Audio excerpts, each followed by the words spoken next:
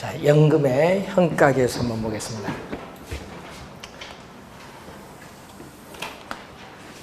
자, 우리가 아까 보시면은 현재가 주어지죠. 그럼 뭐 아까 1년 말, 뭐 2년 말 이렇게 나오죠. 이게 뭐 N은 연말, 자, 매년 말 이렇게 나오잖아. 그 매년 말 예를 들면 1,000만 원이다. 매년 말 동일한 금액의 1,000만 원을 나는 임대료 수입을 받고 있어요. 매년 말 동일한 금액 1,000만 원을 임대료 수입으로 받고 있는데 난 매년 말 받기 싫다. 현재 일시불로 한꺼번에 달라 할 수 있다는 얘기죠. 그러면 얼마? 그럼 1년 말에 1,000만 원 현재 얼마? 할인을 해야 되니까 1,000만 원보다 적어야겠죠. 할인하니까. 그럼 1,000만 원을 할인을 했더니 얼마 나오죠? 1 플러스 R, 할인율 R 1성. 1년이니까. 그러면 2년 말에 1,000만 원 얼마? 1,000만 원 1 플러스 RMS 제곱. 그러면은 이렇게 계속 반복되면은 N년 말은 얼마? 우리는 또 1,000만 원인데 1 플러스 RMS N승. 기간이 N년이잖아요. 근데 만약 할인율이 5%라 하면 얼마? 0.05 들어가주면 되는 거죠. 할인율 주어지면은. 그럼 이렇게 했을 때 이걸 다 더해준다. 다 더해주는 것을 우리 뭐죠? 현재 일시불로 받는 총 금액인데, 일시불로 받는 이 총 금액을 우리 전문용어로 뭐라고 하냐면 연금의 현재 가치라고 해요. 연금의 현재 가치. 현재 일시불로 받는 총 금액입니다. 이걸 연금의 현재 가치인데 계산하면 얼마 나오죠? 1,000만 원에 공통되는 숫자를 묶어내죠? 1 얼마? 우리는 공통되는 숫자 1,000만 원에 1 플러스 R의 1승분의 1. 1 플러스 R의 제곱분의 1. 이렇게 해서 얼마? 1 플러스 R의 N승분의 1이죠. 이때 요걸 뭐라고 한다? 자, 1,000만 원인데 일시불에 있어서 우리 관련해서 연금일 때 우리는 연금을 구할 때는 연금에 붙이고 현재 가치일 때는 현재 가치 개수 이렇게 적어주면 돼요. 계산을 하지 마시고. 그래서 이렇게 동일한 금액 1,000만 원에 연금의 현재 가치 개수를 곱하면 연금의 현재 가치를 구할 수 있다. 그럼 여러분 시험 문제 이제 말로 딱 출제할 때 이렇게 출제하잖아요. 자, 매년 말 동일한 금액의 임대료 수입, 1,000만 원의 임대료 수입을 현재 일시불로 구하고자 할 때에 연금의 현재 가치 개수를 사용한다? 맞아요, 틀려요? 맞죠? 그렇게 출제해요. 그러니까 무엇을 적용할 것인가 이것만 잘 확인하시면 되겠죠, 항상.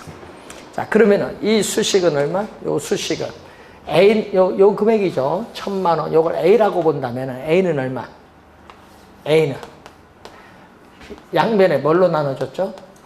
연금의 1,000만 원을 A로 본다면은 연금의 미래가치인데 뭘로 연금의 미래가치가 아니라 연금의 현재 가치인데 뭘로 나눠줬죠? 연금의 현재 가치 개수로 나눠줬죠. 연금의 현재 가치 개수, 현가 개수로 나눠줬어요. 이것을 우리 뭐라고 한다?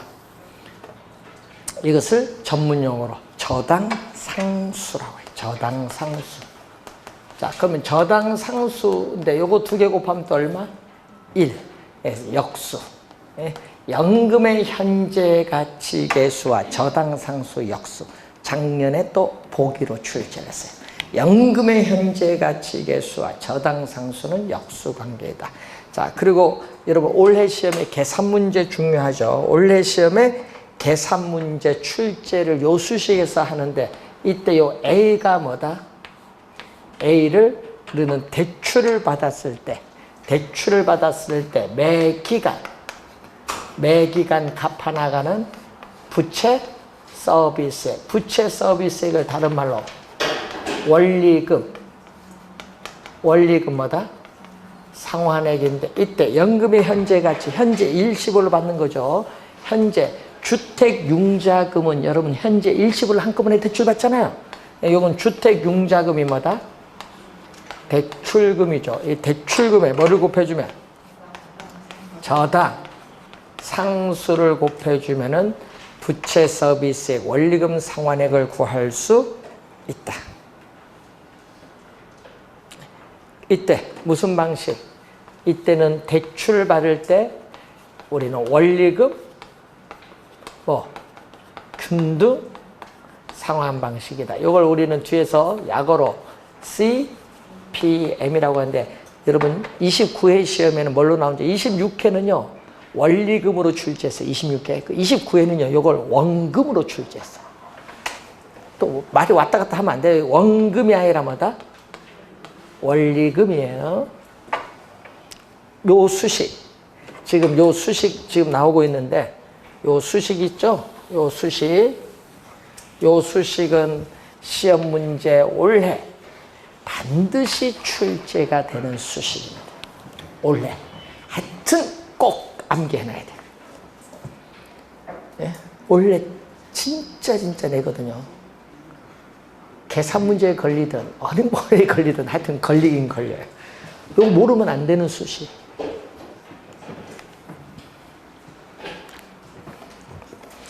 자, 102페이지로 오시면은 거기에 상환적용표죠. 자, 여러분 그 103페이지 그 위에 표 있죠? 그게 상환적용표예요. 대출 받으면 원금이자 갚아 나가는 그 표 있죠? 그 표가 상환적용표예요. 그 표가 상환적용표가 이런 거구나 이렇게 보시고, 거기 이제 잔금이 나와죠. 102페이지 보면 잔금은 뭐냐 하면요 미상환된 원금이에요. 자, 여러분 대출 받으면요 중도 주택을 처분할 때 돈 갚은 돈은 빼고 미상환된 원금을 우리 뭐라고 한다? 잔금. 근데 여기에요 출제 유형마다 달라요. 잔금 출제하시는 분이 있지만은 미상환, 우리가 대출 잔액으로 출제하신 분도 있고, 대출 잔액 또는 저당 잔액으로 출제하신 분도 있고, 미상환된 원금으로 출제하신 분도 있고, 융자, 잔고로 출제하신 분도 있어요. 이 용어가 너무 많아. 그러니까 시험 문제 볼 때마다 요거 용어 해석을 잘 해두셔야 됩니다. 자, 26회와 29회 최근에 나올 때 요거 수식이 출제했었죠. 상환비율. 상환비율은 뭐죠? 대출금 중에서 여러분 주택을 대출받아서 5년 후에 중도 처분을 했을 때 5년까지가 대출금 중에서 중도 처분하기까지 상환돼 원금이 차지하는 비율을 상환비율. 근데 시험 문제는 상환비율이 용어가 어려운 것이 아니라 뭐가 어려운 용어예요? 이게 어렵지. 잔금 비율이 용어가 어려운 거예요.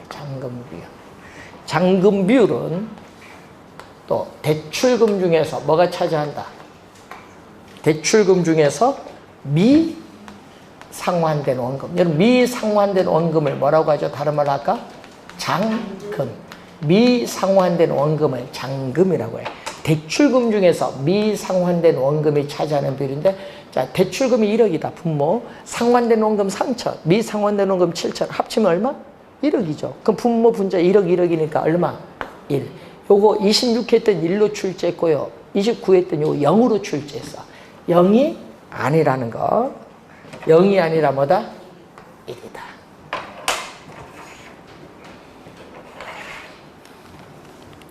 잔금 비율 구하는 거 하나 확인을 또 해봤습니다. 자, 그리고 103페이지의 그림은 원리금 요거죠.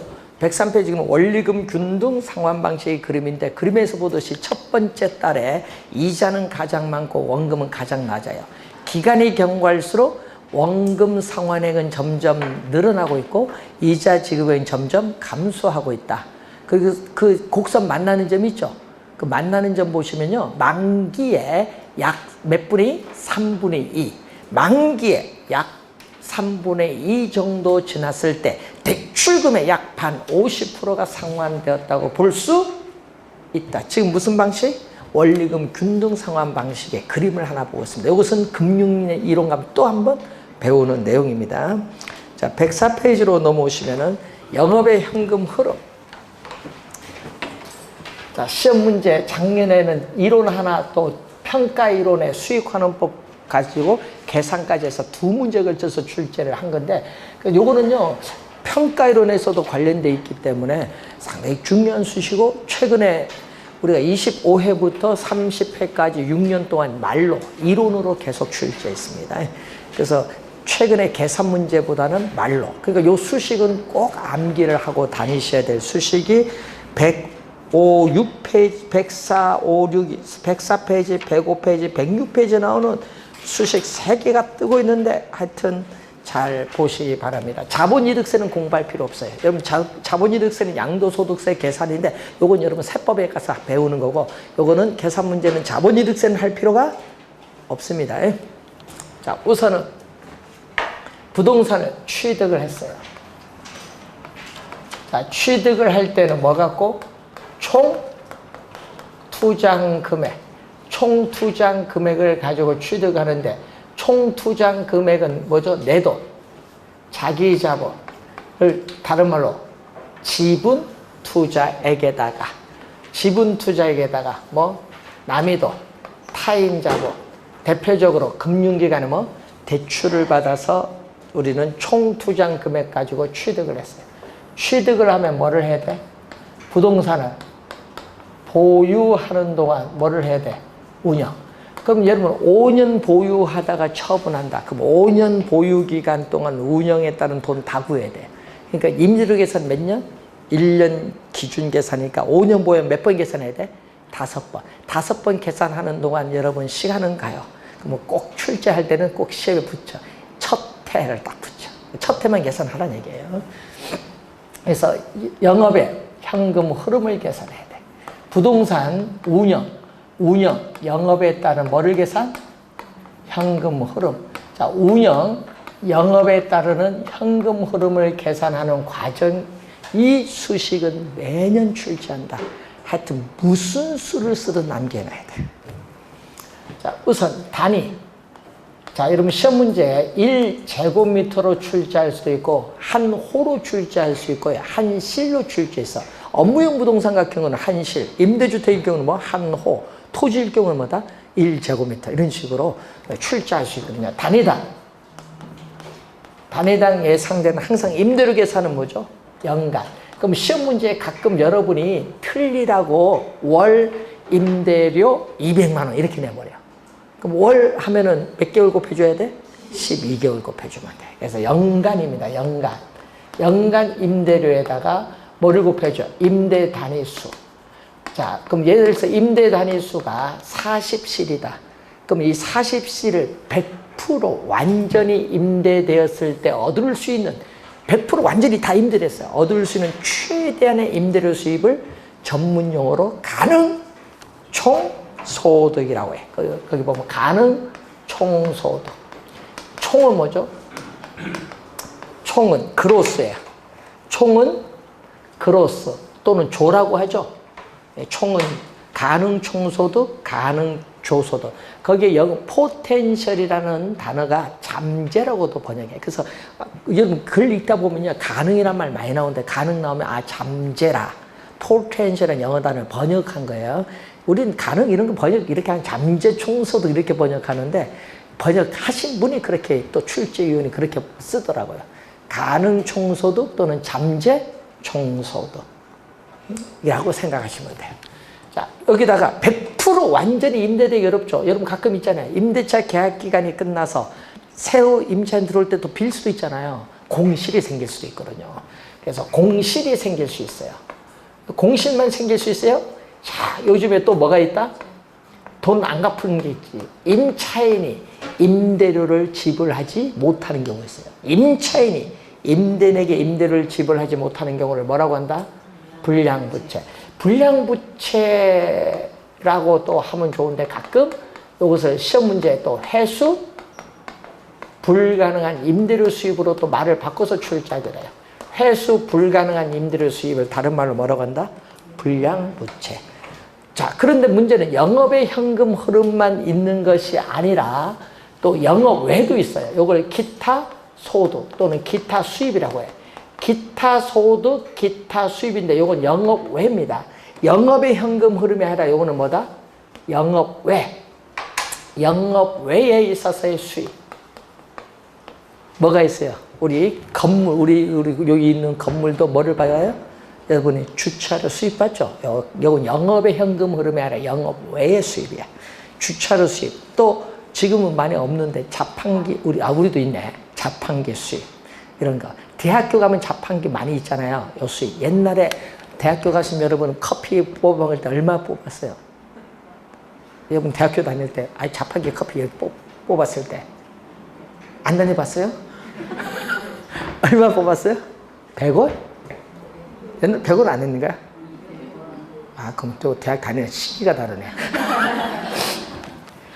100원 뽑았는데 그게 각 단과대마다 있고 단과대 내에서도 과 앞에 막 다 있고 근데 거기서요 얼마나 많이 번 줄 아세요? 자판기에요. 그게 한 사람은 거의 뭐 떼재벌 됐어요. 돈 엄청나게 남아요. 근데 그게 뭐 대학교 처음엔 대학교도 그렇게 많이 나올 줄 몰랐지. 누가 커피 그렇게 많이 마시는지 몰라. 그래서 어떻게 돼? 대학교에 연간 얼마 계약을 맺어. 얼마 주기로 다 계약 맺는데 그렇게 많이 벌지 뭐죠. 계약 5년간 탁 맺어버리지. 장기로. 그래서 돈 많이 벌었어요. 그러다가 이 자판기가 벌다가 어느 순간 훅 갔어. 뭐 때문에? 때문에. 원두커피 아이스 아메리칸 때문에 망한 거야. 자판기 시대가. 그게 자판기 안 팔리는 거야. 그 시대상에 따라 달라지는 것 같아요. 자, 그래서 이제 그 얘기인데 그게 다 영업의 수입이에요.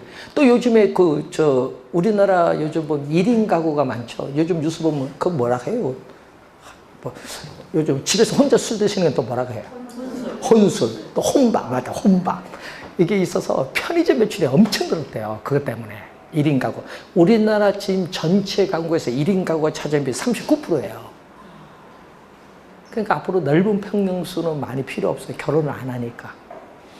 이게 한 20평 이내의 평수들이 앞으로 미래는 더 발전할 것 같은데, 그게 이제 나오면, 그 적은 평수에 세탁기가 들어가겠어? 안 들어가겠어요?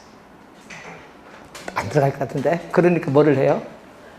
외국도 마찬가지야. 외국 뭐? 세탁방. 빨래방이라고 해요, 우리는. 그 돌리는 게 있잖아. 돈 1,000원 넣고 한번 돌리고. 대구가 많잖아요. 그런 것도 영업의 수입이에요. 그럼 다. 이게 상당히 많습니다. 기타 소득. 그럼 이것은 영업의 현금 흐름이 아니라 영업 외에 발생하는 현금 흐름, 요건 더 해줘야 돼. 그러면 공시를 고려한 임대료 수입을 우리는 거기 보면 유효 또 총소득. 자, 그러면 여러분 시험 문제 또 여기 보면은 유효 총소득은 여기까지는 돈 들어온 거예요. 공시를 고려한 임대료 수입, 돈 들어온 임대료 수입이에요. 공시를 뺀 임대료 수입입니다. 돈 들어왔어요. 그럼 들어오면 돈 나가는 게 있지. 여러분 건물주라고 생각했어요. 딱 받았어요. 그럼 돈 나가는 게 뭐 있어요? 그 지출하는 비용이 있을 거 아니야. 뭐네요? 건물 소유주 안 해보니까 몰라요. 부동산을 운영하고, 여러분 대상부동산에 직접 운영하고 유지하는 데 드는 비용이 있잖아요. 이걸 영업경비 또는 운영에 따른 비용이잖아요. 여기에 대표적인 게 뭐가 있어요?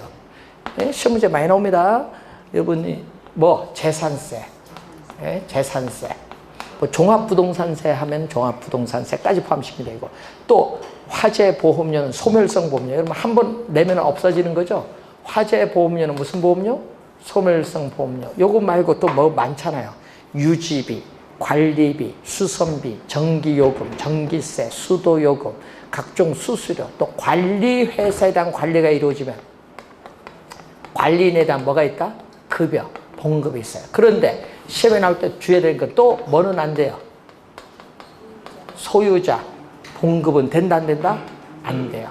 소유자 봉급, 또 개인적인 업무비, 소유자 봉급이라든지 개인적인 업무 비용이라든지 또 부동산 가치를 증가시키는 대수선비, 대수선비와 같은 자본적 지출액이라든지 부동산, 또 뭐죠? 사용에 따라 소모되는 부동산 자체 감가상각 비용이라든지 부동산 자체의 감가상각 비용, 이런 것은 영업경비에 포함되지 않는다. 시험 문제는요, 항상 영업경비에 포함되는 부분, 안 되는 부분, 이거 잘 알아두셔야 돼요. 여기서 가끔 계산이 틀릴 수도 있어요. 그럼 이걸 해주면 뭐가 나온다? 이제 수익, 영업소득, 순수익이 나오죠. 여러분 빨간 거는 돈 들어온 거예요. 여러분 앞에 플러스는 안 적었어요. 돈 들어온 거. 순영업소득은 순수익이에요. 순수익. 이건 돈 들어오는 거. 돈 들어와서 이제 순수익이 발생했어. 순수익에서 또 갚아야 돼. 뭐 대출을 받아서 부동산을 취득하면 대출금에 대한 뭐를 갚아야 돼? 원금 이자를 갚아야지. 이 부채 서비스액. 그건 아까 앞에서 원리금 상환액이잖아요. 원금 상환액에다가 뭐가 들어간다? 이자 지급에. 이 원리금 상환액을 갚아야지. 부채를 갚아야지. 대출을 받았을 때 부채를 갚으면 이제 세금을 납부하기 전, 세전 현금 흐름 또는 세전 현금 수지, 세전 현금 흐름 또는 세전 우리가 현금 수지가 나와요. 그러면 또 세전이니까 또 납부해야겠죠? 세금? 뭐를 납부해야 돼? 영업에 따르는 소득세. 소득세를 납부해야 뭐가 나온다? 세후가 나오겠지. 세후 현금 흐름. 이게 세금을 납부한 이후에 여러분 통장으로 들어오는 돈이 세후 현금 흐름이 나온다. 세후 현금 흐름, 세후 현금 수지. 요 빨간 거는 뭐죠? 돈이 들어온 거. 예? 돈이 들어온 거. 그럼 요 총은 뭐예요? 총 또는 조가 있고, 그 다음에 여기는 뭐죠? 순. 예? 총수는 뭐를? 총수는 총 투자한 금액을 기준으로 계산을 해요. 그런데 이 순영업소득에서 타인 자본 부채를 갚아버리니까, 요걸 갚으니까 뭐만 남아? 전후는 뭐만 남아요? 여기 전은 세전, 후는 세후. 요거는 뭐만? 돈 갚으니까, 이거는 총 투자해서 남이 돈 갚으니까 지분 투자액을 기준으로 계산해. 그러니까 여러분이 나중에 어림세법 배울 때 요 총수는 뭐를? 총투자액. 그리고 전후는 지분 투자액. 알면은 암기가 쉬워져요, 나중에. 그래서 암기할 때 어떻게 암기해야 돼? 순서 총순 전후. 그러면 여러분 어림세법 할 때, 승수법 할 때 네 가지가 여기 나오죠. 총순 전후 네 가지. 자, 우선 기억해두고 소득세를 계산할 때는 그 시험 문제 우리 출제는 요것만 했었죠. 순영업소득.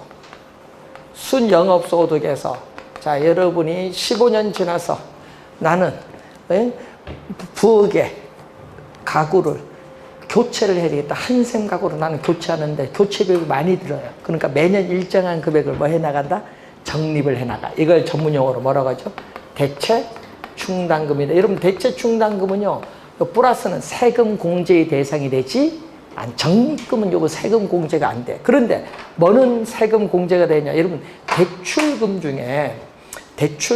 중에 돈을 갚는데 원금은 갚으면 어떻게 돼? 원금은 갚으면은 그만큼 갚은 만큼 내 지분이 늘어나니까 안 돼. 근데 이자는 지분과 관계없죠. 이자는 그래서 이건 세액 공제돼. 그래서 부동산 투자하면은 이자에 대해서는 세액 공제가 돼. 마이너스는 세금 공제의 대상이 되는 거. 이자 지급액은 세금 공제가 되고, 또 뭐 부동산 사용에 따라 소모되는 부동산 자체 감가상각 비용, 감가상각액도 세액 공제가 돼. 요걸 공제를 하면 뭐가 돼? 과세 소득이 나오고, 여기다가 영업 소득 세율을 곱해주면은 영업에 따르는 소득세를 구하는데 주의해야 될 건요, 이 소득세 계산해서 여기 들어오는 거거든요. 그러면 감가상각비는 여기 감가상각비, 감가상각액은 소득세 계산할 때 필요하지 영업경비는 포함되지 않죠. 왜냐? 이 감가상각은 실제로 지출되는 현금이 아니잖아요. 예? 그래서 영업경비에 포함이 안 되는 거예요. 그래서 소득세 계산할 때 필요로 하는 게 감가상각액이라는 것을 잘 확인해 두셔야 되는 부분. 자, 그리고 요즘에는 요거하고요, 또 요거하고 두 개를 같이 묻대. 29에 30회. 여러분, 29에 30회는 요거와 요 두 개를 같이 묻고 있어요. 뭐다? 또 일정 기간 보유하다가 뭐를 한다? 처분을 하죠. 처분. 매각에 따르는 또 뭐를? 현금 흐름. 자, 부동산 처분 시에 또 매각에 따르는 또 현금 흐름을 계산하는 과정인데 부동산을 처분한다고 예상했을 경우에 예상되는 뭐가 있다? 매도 가격이 있어요. 자, 매도 가격에서 또 뭐를 빼야 돼? 여러분 중개, 보수라든지 법적 수수에 따른 여러 가지 비용을 우리 매도 경비 또는 매도 비용이죠. 공제를 해주면은 매도액이 나오고 여러분 대출을 받았는데 중도에 처분해주면은 대출 받은 금 중에서 상환된 원금은 관계없는데 못 갚은 돈 한꺼번에 다 갚아야 돼요. 이걸 전문용어로 거기 뭐라고 나오죠? 미상환 저당 잔금. 미상환된 원금으로 나오는 것이 아니라 미상환 저당 잔금으로 나오죠. 자, 처음에 대출 받은 금액에 뭐를 곱해주면 돼? 중도 상환 시에 뭐를 곱해주면 돼요? 중도 상환 시에 잔금 비율을 곱해주면은 미상환 저당 잔금을 구할 수 있죠. 요 얘기죠. 미상환된 원금은 잔금 비율에 뭐를 곱해주면 돼? 대출금을 곱해주면 된다 얘기예요. 그 얘기예요. 그럼 여기다가 이제 세금을 납부하기 전 뭐가 나온다? 세금을 납부하기 전 이 처분에 따른 차익, 세금을 납부하기 전 처분에 따른 차익이 투자자에게 돌아가는 것을 우리는 전문용어로 지분복귀액, 지분복귀액이 나와요. 여기서 뭐를 한다? 이제 세금을 또 납부를 해야겠지. 어떤 세금? 처분 시에 부동산 가격 상승에 따른 이득을 자본이득인데 이 자본이득에 대한 세금을 우리나라에서는 양도소득세라고 해요. 자본이득세, 양도소득세를 납부하면은 세후 세금을 납부한 이후에 투자자에게 돌아가는 지분 복귀액을 구할 수 있다. 세후 지분 복귀액을 구할 수 있다. 예. 여러분이 우리가 29회 30회 시험 요 두 수식을 알기만 하면은 바로 답이 나오는 지문을 출제를 했습니다. 여러분 25회는 요거는 있거든요. 요게 A 가능 청소도 유효 B 순 C A, B, C에 들어갈 말 무엇입니까? 출제했어. 다음에 그러면 이거 어떻게 암기해요? 암기도 총순 전후 순서. 총순 전후는 빨간 거 돈 들어온 건데 총은 두 가지 있죠. 가능, 유효 두 가지가 있다는 걸 기억해두고 마이너스를 잡으세요. 마이너스는 돈 나가는 거 뭐죠? 공영부소. 공영부소. 순서로 공영부소 돈 나가는 거. 지출되는 비용. 이 공영부소는 아직 출제를 안 했어요. 다음에 출제하겠죠. 또. 옛날 12회 시험에 한 번 냈어요. 12회 시험에. 12회 시험도 나오고 14회 시험도 요거에서 또 출제를 했고. 하여튼 시험에 많이 출제가 되는 부분이 되겠습니다. 107페이지로 넘어옵니다. 부동산 투자 분석 기법. 자, 시험 문제에 우선 기본 3문제는 내는데 많이 낼 때 4문제 냅니다. 그래서 올해 시험에 4문제 정도 출제되는 범위가 부동산 투자 분석 기법. 4문제 정도 출제가 예상되는데, 자, 우선은 화폐. 우리 앞에서 뭐를 배웠죠? 화폐 시간 가치를 배웠는데, 이 화폐 시간 가치를 고려한 방법이냐, 화폐 시간 가치를 고려하지 않느냐. 여러분, 화폐 시간 가치를 고려한 방법이냐, 고려하지 않는 방법이냐, 여기 상당히 중요한데, 화폐 시간 가치를 고려한 방법은 뭐죠? 고려한다는 것은 부동산 투자로부터 미래에 예상되는 현금 유입과 현금 유출을 현재 가치로 할인해. 그러면 현재 가치로 할인을 하게 되면은 화폐 시간 가치를 고려해. 현재 가치로 할인하기 때문에 이것을 뭐라고 하죠? 할인 기법. 할인 기법. 그래서 할인 기법에는 대표적으로 두 가지가 있죠. 뭐다? 할인 현금 흐름 분석법. 할인 현금 흐름 분석법. DCF법이라고 하고, 또 투자로부터 미래에 예상되는 현금 수입을 현재 가치로 뭐한다? 할인을 또 해서 현재 투자 금액을 회수하는 데 소요되는 기간이 현가 회수기간이죠. 현가 회수기간법도 현재 가치로 할인합니다. 자, 그러면 요거는 뭐죠? 화폐 시간 가치를 고려하지 않는 방법은 미래에 예상되는 현금 유입과 현금 유출을 뭘로 현재 가치로 할인하지 않는다. 현재 가치로 할인하지 않기 때문에 무슨 기법? 비할인 기법으로서 정통적 분석 기법이 있어요. 자, 정통적 분석 기법이 있고 그 다음에 어릴 세법, 비율 분석법 있어요. 자, 정통적 분석 기법이 이제 여러분 거기 나와 있죠. 자, 정통적 분석 기법은 단순 회수기간법. 자, 여러분 단순은 생략해도 관계없죠. 우리는 단순은 그냥 회수기간법이라 하면 단순 회수기간법. 현가는 반드시 붙여야 돼요. 자, 단순 회수기간법인데, 자, 예를 들어서 이런 의미겠죠. 자, 시험 문제로 우리 영년으로 많이 우리 지문에 나오는데, 영년은 뭐다? 영년은 현재가 나와요. 자, 현재 3억을 투자했다. 마이너스는 돈 나간 거. 마이너스는 돈 나간 뭐다? 현금 유출. 현재 투자 금액 3억. 그럼 투자로부터 1년 차에 1억 들어왔어요. 2년 차에도 얼마? 1억 들어왔어요. 3년 차에도 얼마? 1억. 자, 4년 차 1억. 이렇게 가겠죠. 자, 그러면은 현재 투자 금액 3억을 회수하는데 몇 년 걸려? 1억. 몇 년? 3년. 3년. 그게 단순 회수 기간. 여러분 구할 수 있어요, 없어요? 있죠. 2년 전에 출제를 했거든요. 계산 표 주어지고 몇 년 걸리느냐? 표 해석 안 되면 또 골치 아픈 거예요. 단순 회수하고 출제했잖아요. 몇 년. 자, 그래서 이때 이 투자 안의 회수 기간, 이 투자 안의 회수 기간, 예를 들어서 지금 몇 년? 3년이다.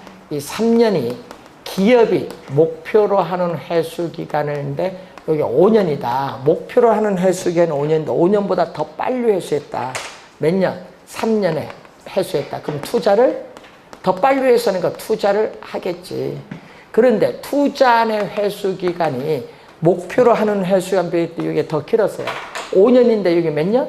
7년이다. 7년 걸리니까 미래에 불확실성이 있다는 위험이 너무 높으니까 그때는 투자가 이루어지지 않는다. 자, 이때는 뭐죠? 우리 독립. 독립은 라는 말은 뭐냐 하면요. 한 투자의 의사결정이 다른 투자과 연관이 없다. 말 독립. 각각 독립적으로 판단한다. 그런데 또 하나가 더 있죠. 상호 배타적. 여러분 상호 배타적이라는 것은 나오면은요. 자, 28회 시험에 출제했었죠. 상호 배타적 28회 시험. 자, 그럼 얘기거든요. 항상 투자가 이루어지는 건 어느 거? 항상 투자가 이루어지는 것을 보면은 투자가 이루어지는 거 요거죠. 투자가 이루어지는 건 요겁니다. 항상 배타적 따질 때는 투자가 이루어지는 상태에서 이 얘기죠. 투자 안의 회수 기간이 목표로 하는 회수 기간보다 뭐 짧은 기간 중에서도 가장 짧은 단기간을 채택한다. 가장 짧은 단기간의 투자를 선택하는 것을 뭐라고 한다? 상호 배타적. 그러면 가장 짧은 단기간을 선택하면요. 나머지는 뭐다? 투자는 배제 안 한다. 배제시키는 거예요. 그걸 상호 배타적이라고 하세요. 하나만 선택하는 거예요. 투자가 할 수 있는 것 중에서도. 자, 그런데 또 거기 보면은 회계적. 자, 여러분 29회 시험엔 또 회계적으로 출제했었죠. 회계적 수익률법 또는 회계적 이익률법이라고 해요. 여러분이 회계적 수익률법 또는 회계적 이익률법이라고 하는데, 자, 그 개념부 한번 보세요. 그 개념 봤더니 여러분 우리 저 회계 기업에 가면 회계장부 있죠. 회계장부상에 수입도 있고 비용도 있어요. 요걸 가지고 계산한다 이 말입니다. 그럼 그거 가지고 계산했을 때 회계적 이익률은 또는 회계적 수익률은, 자, 요 수식은 24회 시험에 나왔습니다. 매년 평균적으로 발생하는 순이익 연평균 순이익을 뭘로 나눠준다? 연평균 뭘로? 투자한 금액으로 나눠준다. 자, 이것이 기업이 목표로 하는 보다 이익률. 여러분 기업이 목표로 하는 이익률이 5%인데 5%보다 회계 장부상의 수익률이 더 높았어요. 그럼 투자 당연히 하죠. 이때는 당연히 투자를 하게 돼요. 그런데 반대로 회계적 이익률이 목표로 하는 이익률보다 낮았다. 낮으면 어떻게 돼? 이때는 투자가 이루어지지 않는다. 배타적, 이게 독립적 투자일 때 그렇고, 그럼 상호 배타적 투자일 때는 항상 또 어느 거? 요거. 투자가 이루어지는 것, 회계적 이익률이 목표로 하는 이익률보다 큰 것 중에서도 가장 큰 투자를 선택한다. 이건 29회 시험에 출제했습니다. 가장 큰 투자를 선택한다. 그리고 시험 문제 제일 많이 나왔던 거 요겁니다. 한 6번 출제한 게 회계적 이익률법은 화폐 시간 가치를 고려한다 안 한다? 안 한다. 이게 또 한 6번 나왔어. 그럼 왜 그러냐? 회계적 이익률법 또는 회계적 수익률법이거든요. 근데 그것이 여기 할인현금 흐름 분석법에 뭐가 있다? 내부 수익률법이 있어서 그래요. 그래서 시험에 나오면 많이 출제한 겁니다. 회계적 이익률법, 회계적 수익률법은 화폐 시간 가치를 고려하지 않는다는 거.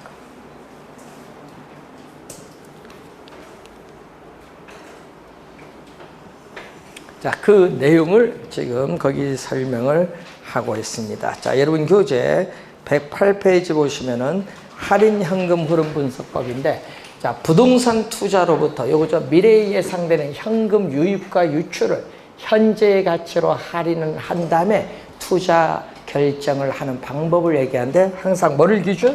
할인 현금 흐름 분석법은 뭐를 기준? 세후 소득 기준. 자, 세후 소득 기준해요. 세전이 아니라 뭘로? 세후 소득. 그리고 이 할인 현금 흐름 분석법은 정밀하게 분석하는데 부동산을 취득을 하죠. 취득을 해서 처분할 때까지. 그러니까 부동산을 취득을 해서 보유하다가 처분할 때까지 이 전체 기간 동안에 모든 현금 흐름을 반영합니다. 전체 취득해서 처분할 때까지 전체 기간 동안에 뭐를 반영한다? 모든 현금 흐름을 반영한다. 전체 투자 기간 동안에 모든 현금 흐름을 반영하고 있는 것이 바로 할인 현금 흐름 분석법입니다. 자, 우리 시험 문제 나온 건요. 최근에 이것도 6년 동안 계산 문제를 안 냈어. 뭐만 나왔어? 계속 개념, 그리고 투자할 거냐 안 할 거냐 기준, 특징만 계속 지금 출제를 하고 있다. 그래서 여기는요, 최근에 개념을 내다 보니까 쉽게 출제를 답이 찾는데 작년에도 답이 쉬웠어요. 왜 여기가 요즘 계산을 잘 안 내냐 하면요, 지금 할인현금 흐름 분석법은 정밀하게 분석하는 건데 계산 문제 안 내는 이유가 있어요. 최근에 여러분 여기 단원이 제일 어려워요. 투자 분석기법. 그래서 여러분이 수식도 많다 보니까 포기해버려. 포기한 요 단원을 쉽게 출제를 해버려. 그리고 최근에는 여러분이 쉽게 공부하는 부분을 약간 지문을 어렵게 이렇게 바꿔서 출제하다 보니까 요즘 이쪽이 좀 쉬워요. 개념만 잘 알아도 맞출 수 있습니다. 자, 그러면 한번 제일 먼저 나오는 게 뭐죠? 순현재가치법. 자, 첫 번째 순현재 가치를 줄여서 뭐라고 하죠? 순현가. 네, 순현가. Net Present Value죠. 순현재 가치법. 개념 볼까요? 자, 순현재 가치법은 부동산 투자로부터 장래 예상되는 세후입니다. 아까 세후 기준, 세후 소득의 현재 가치의 합계와 처음에 투자 비용으로 지출한 지분, 자기 자본이죠. 지분의 현재 가치 합계를 비교해서 투자 결정을 하는 방법을 순현재 가치법이죠. 그럼 시험 문제는 뭐를 출제한다? 계속 요거 출제하잖아요. 시험 문제는 순현재 가치 개념, 순현가, NPV 개념. 요걸 모르면 안 돼요. 29회도 정답했고 작년 시험에도 정답으로 물었잖아. 또 순현가의 개념 모르면 안 됩니다. 자, 부동산 투자로부터 장래 예상되는 현금 유입에 있어서의 뭐다? 현재 가치. 현금 유입에 있어서의 현재 가치 뭐다? PV와 또 부동산 투자로부터 장래 예상되는 현금 유출에 있어서의 현재 가치. 현재 투자한 금액 뭐다? I. 이것을 뭐 해준다? 빼준 것을 우리는 순현가라고 하는데, 문제는 항상 투자의 판단 시점은 무슨 시점? 현재 시점이란 걸 명심해야 돼. 이때 현금 유입은 돈이 들어온 걸 가끔 수입으로 또 나오기도 하고요. 현금 유출은 돈이 나간 비용이거든요. 이때 현금 유출은 뭐다? 우린 총 투자한 금액이 아니라 투자한 자기 자본, 지분 투자액이다. 이러면 총 투자한 금액이 아니라 무슨 금액? 지분 투자액이다. 자, 주의를 끈요. 뺀 것 뺀다는 얘기예요. 그래서 여러분 이 현금 유입의 현가에서 현금 유출의 현가를 뺀 값을 순현가라고 한다. 맞죠? 그 29회 정답으로 물었어요. 개념. 그러니까 항상 개념은 정확하게. 그리고 독립적 투자일 경우는 어떻게 돼요? 순현가는 현금 유입의 현가에서 현금 유출의 현가 이거 뺀 거거든요. 빼기 때문에 뭐를 기준? 0을 기준으로 판단해. 0을 기준. 그러니까 문제는요. 작년에 또 여기서 정답 물었잖아요. 0인데 이걸 뭘로 출제할 거야? 1로 출제해. 그렇지. 뺄 때는 1이 아니라 뭐다? 0이야. 그래서 현재 가치법이냐. 그 순일 때 우리 0이다. 암기 잘 안 되면 순영. 암기 잘 안 되시면. 순현재 가치는 뭐를 기준? 0을 기준으로 판단한다. 0보다 크면 현금 유입의 현가가 돈 나간 비용 현가보다 크니까 당연히 투자를 뭐 한다? 채택을 하고 0보다 작으면 투자를 기각, 이루어지지 않는다. 독립적 투자일 경우. 그러면 상호 배타적 투자일 경우는 항상 또 뭐가 이루어진다? 투자를 하는 거. 상호 배타적 투자일 경우에는 뭐인 경우?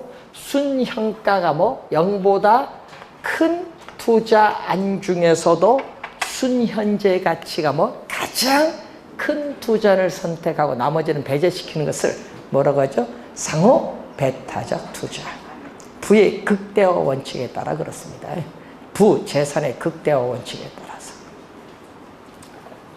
자, 그런데 여기서 주의해야 될 건 할인율.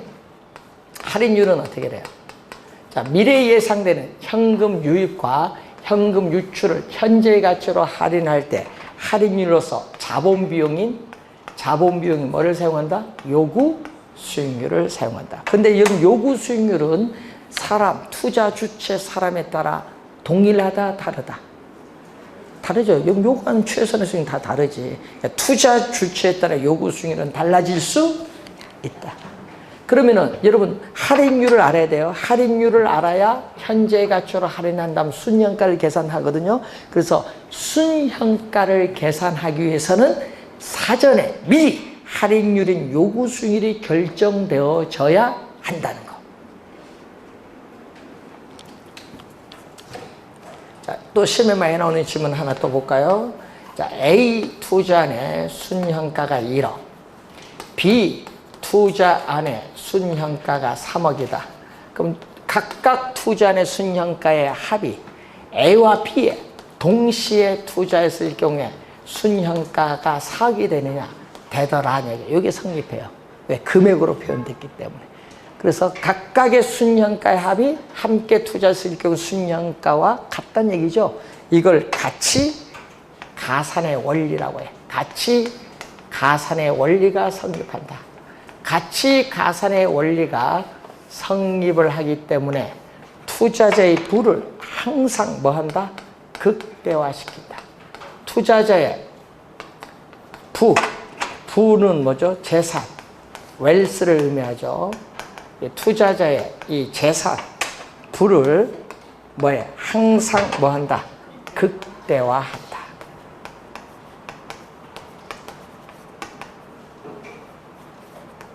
투자자의 부를 항상 극대화시켜주는 방법은 순현재 가치법.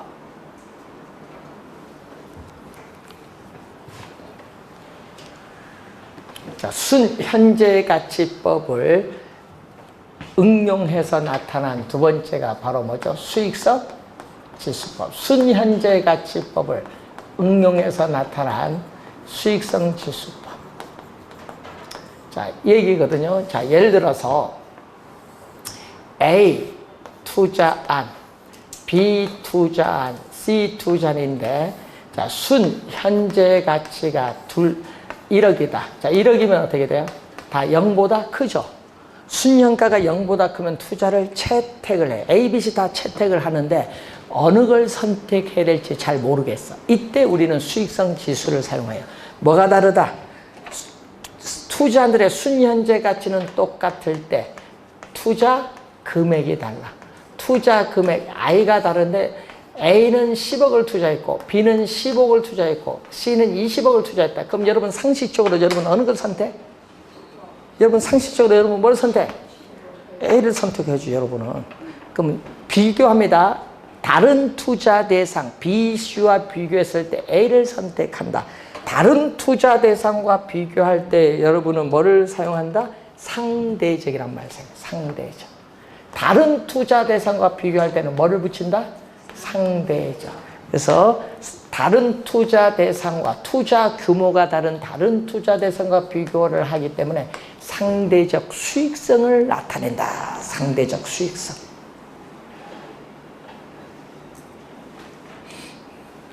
자, 그러면 이제 개념 물을 때 수익성 지수 계산하는 게 중요하지.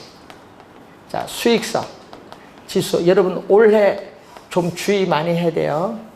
시험 문제 나오면 왜 주의를 많이 해요? 나중에 시험에는요, 분모분자가 왔다 갔다 해서 틀려.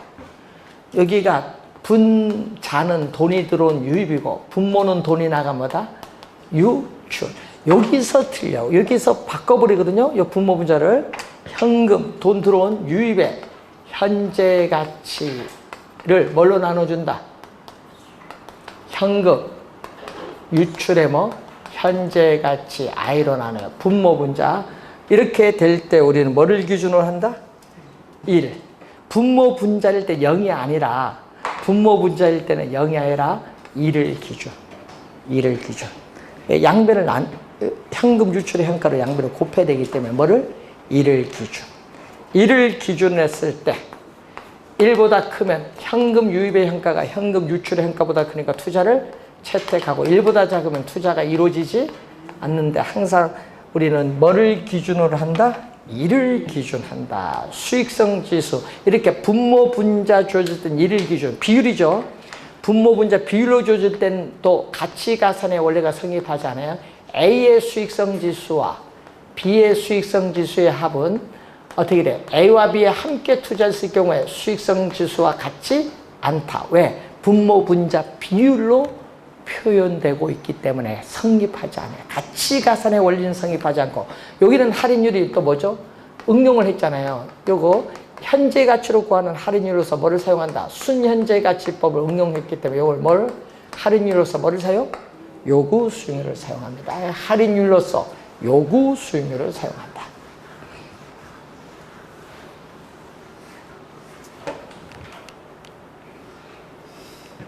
자, 그리고 또 상호 배타적일 때는 어떻게 돼? 또 투자 이루어지는 거죠. 수익성 지수가 1보다 큰 투자안 중에서도 수익성 지수가 가장 큰 투자를 선택하는 것이 상호 배타적 투자. 근데 올해 시험은 요거 개념에서 분모분자 바꿔서 출제를 많이 한다는 거 주의 많이 해야 돼. 항상 개념은 정확하게. 순현가는 0을 기준. 그럼 순은 현가는 0을 기준이니까 순0. 예? 순0. 그 수익성 지수법은 뭐를? 1을 기준. 그러니까 수1. 순0, 수1.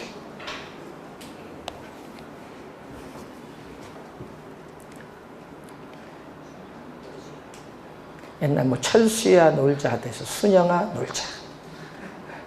수일아 나와라. 옛날 국어책 보면 철수영에게 제일 많이 나오죠. 자, 저 내부 수익률법 세 번째.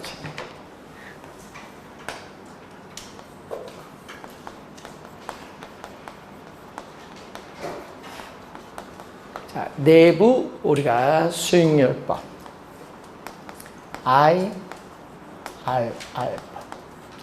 자, 내부 수익률법입니다. 자, 내부 수익률도 먹을 만해. 개념은 뭐죠? 투자에 대한 내부 수익률과 뭐를 비교? 요구 수익률을 비교해서 투자 결정을 하는 방법인데, 내부 수익률 개념을 또 시험에 많이 내잖아요. 내부 수익률 개념을 시험에 많이 출제를 해요. 자, 부동산 투자로부터 장래 예상되는 현금, 유입의 뭐죠? 현재 가치. 현금 유입에 있어서의 현재 가치와 현금 유출. 부동산 투자로부터 장래 예상되는 현금 유출의 현재 가치, 현재 투자한 금액인데 현금 유입의 현재 가치와 현금 유출의 현재 가치를 서로 뭐? 같게 만드는 할인율을 뭐라고 한다? 같게 만드는 할인율을 내부 수익률. 그래서 내부 수익률법은요, 할인율로서 뭐를 사용한다? 내부 수익률을 사용한다. 그래서 시험에 상당히 많이 나오죠. 그래서 순현재가치법과 내부 수익률법 두 개를 비교할 때 순현재가치법은 할인율로서 요구 수익률, 내부 수익률법에서는 할인율을 뭐를? 내부 수익률. 그래서 시험 문제 낼 때 이렇게 또 많이 내죠. 순현재가치법이나 내부 수익률법 모두 할인율로서 요구 수익률을 사용한다? 하면 틀린지 뭐. 많이 출제하는지. 자, 그럼 요 두 개가 같으면 어떻게 돼요? 요 두 개가 같으면 이제 순현재 가치는 얼마? 순현재 가치는 뭐에서? 현금 유입의 현가에서 현금 유출의 현가를 빼는데 같은 걸 빼니까 얼마? 같은 걸 빼니까 제로. 순현가를 0으로 만든 할인율인데 순현가가 0이 될 때, 자, 순현재 가치가 0이 될 때 내부 수익률과 뭐는? 요구 수익률은 서로 뭐다? 같다. 내부 수익률과 요구 수익률은 서로 같다. 자, 순현가를 또 시험에 낼 때 0으로 만든 할인율이죠. 근데 순현가를 0보다 작게 하는 할인율, 아니면 0보다 크게 하는 할인율, 이렇게 또 말을 바꿔서 출제를 많이 해요. 저 같으면요, 순현가를 0보다 크게 하는 할인율을 낼 것 같아요. 왜? 내부 수익률이 기대 수익률이니까. 내부 수익률은요, 요거 내부가 들어갔잖아요. 그러니까 외부는 뭐죠? 요구 수익률은요, 요구 수익률은 투자한 바깥 외부에서 주어진 수익률이고, 요거 내부는요, 외부와 달라. 요거는 투자한 그 자체 내부, 투자한 그 자체 내부에서 장래 예상되는 기대 수익률로서 연평균 투자 수익률을 얘기해요. 연평균 투자 수익률. 네? 거기서 나온 내부입니다. 자, 수익성 지수는 얼마? 자, 수익성 지수는 PV를 뭘로 나눠준 거? I로 나눠준 건데 분모 분자 같으니까 얼마? 수익성 지수 얼마? 1로 만든 할인율. 자, 26회, 29회 시험 요거 출제했어요. 또 순현가가 0이면 순현가가 0이면 PV와 I가 같기 때문에 수익성 지수도 얼마? 1이 되죠. 이걸 26회, 29회 시험 2번 출제, 최근에. 그럼 이렇게 되면 또 어떻게 돼? 또 요거 바꿔서 수익성 지수가 1이면, 그럼 수익성 지수가 1이면 어떻게 돼? 1이면 또 요 두 개가 서로 같죠? 이때 순현가는 얼마? 순현가는 또 0이 된다는 거. 다 같은 말이죠. 같은 거.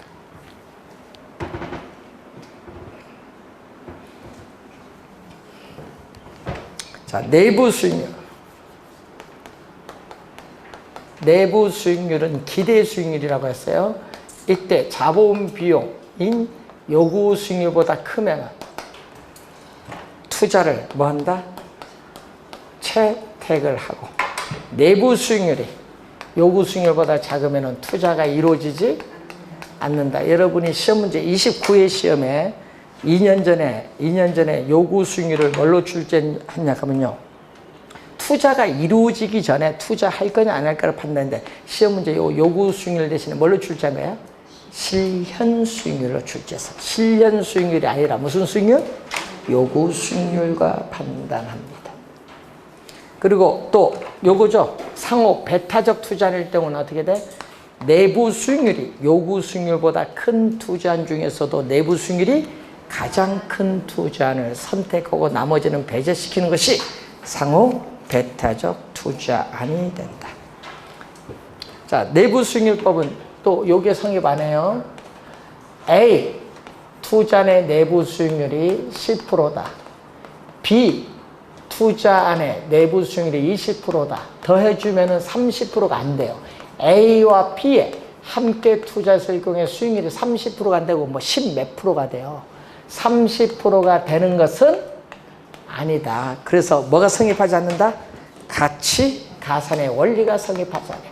자, 가치 가산의 원리가 성립하지 않기 때문에 투자자의 부를 항상 극대화시켜주는 것은 아니다. 그래서 여러분 투자 의사결정의 판단 준거에서 일반적으로 순형가법이 내부 수익률법보다 어떻게 돼요? 항상 일반적으로 보다 우월한 방법이다. 왜? 투자 재부를 항상 극대화시켜주니까 일반적으로 순형가법이 내부 수익률법보다 우월하다. 그리고 여러분이 자 현금 유입의 현가, 자 여러분 현금 유입의 현가, 자 3년 후에 우리가 5,000원이다. 3년 후에 5,000원이다. 자, 그럼 현금 유입의 현가인데 이것을 현재 가치로 할인한다. 1 플러스 뭐 3년 후니까 3승. 그리고 현금 유입의 현가, 현재 투자한 금액 1,000원이다. 예? 자, 현금 유입의 현가와 현금 유출의 현가를 서로 같게 만들어주는 요 할인율, 이 M을 뭐라고 해요? 이 할인율 M을 뭐라고 해? 내부 수익률이야. 그런데 여기 몇 차? 3승이니까 3차 방정식. 3차 방정식은 M값이 몇 개? 최대 3개. 그러니까 내부 수익률은 2개 이상의 복수의 내부 수익률이 존재할 수도 있고, 그리고 내부 수익률이 존재하지 않을 수도 있어. 여러분 3차 방정식 풀었는데 뭐 이런 게 나올 수도 있잖아요. 우리가 풀면은 우리가 마이너스 1 플러스 마이너스 루트 3i 허수가 나올 수도 있어요. 예? 실수가 안 나오고 문제 풀다 보면은. 그래서 뭐가 나올 수도 있다. 2개 이상의 복수의 내부 수익률이 존재할 수 있는데 또 방정식을 풀다 보면은 어떻게 돼요? 실수의 내부 수익률이 존재하지 않고 뭐가? 허수, 이 i가 나오는 허수의 내부 수익률이 존재할 수도 있어요. 그때는 내부 수익률법을 적용 못하고 뭐를 적용한다? 순형가법을 적용하기 때문에 일반적으로 순형가법이 내부 수익률법보다 이론적으로 우수하다까지 오늘 여기까지 강의를 진행을 하도록 하겠습니다. 다음 시간에는 어림세법, 비율분석법, 그리고 금융이론으로 넘어가겠습니다. 자, 잠시 쉬고 기출문제